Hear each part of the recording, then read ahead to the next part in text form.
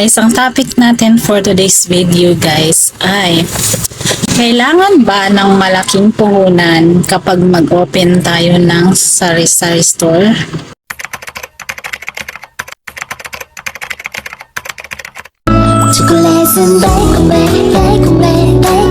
Single Moms Vlog.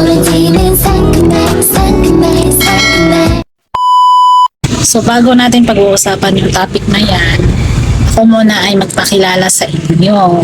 Ako nga pala si Leia. Sa mga hindi pa ako kilala, Leia Vlog Official Channel. Pasupport mo lang aking channel guys.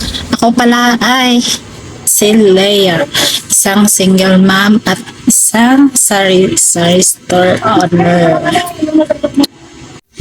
Hello guys, good afternoon sa inyong lahat. Andito na naman ako, nagbabalik ang isang tendera ng masa. So while nag-aayos ako ng grocery guys, ito na yung pag-uusapan natin. Kung kailangan ba ng malaking puhunan kapag mag-open tayo ng sari-sari store? So para sa akin guys, hindi ganun kalaki ang puhunan na kakailanganin kapag mag-open tayo ng business na sari-sari store. Kasi ako before, nung first time ko pumasok sa negosyong ito ay nag-umpisa lang talaga ako sa 800 pesos na puhunan. Way back year 2007, nung ako ay bago pa lang nag-aasawa at wala pa akong anak that time. Alam niyo bang nag-umpisa lang ako sa 800 pesos na puhunan nung ako ay unang nagtinda, pero ito ay sa province pa namin before. Ang una ko talagang pinamili guys nung mag-start ako mag-business ng sari-sari store ay tagi-isang kaha lang ng sigarilyo sa isang araw.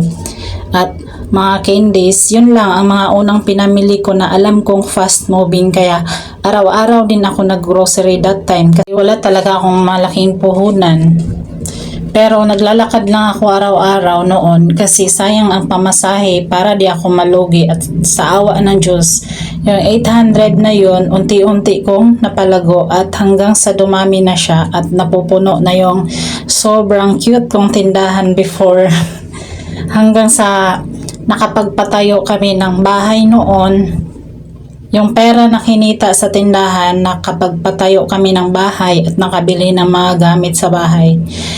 Kaya guys, payo ko lang sa mga nagbabalak na magtayo ng sari-sari store, huwag kayo mamuhunan kaagad ng malaking puhunan. Para sa akin kasi, mas na-challenge ako mag-umpisa na sa maliit na puhunan kasi kung nag-umpisa ka sa maliit na puhunan, doon mo makikita na lumalago yung tindahan mo. Parang mas sisipagan ko pa ng sisipagan para lumago pa siya. At advice ko din sa mga unang bukas pa lang, huwag ka agad mamili ng madami.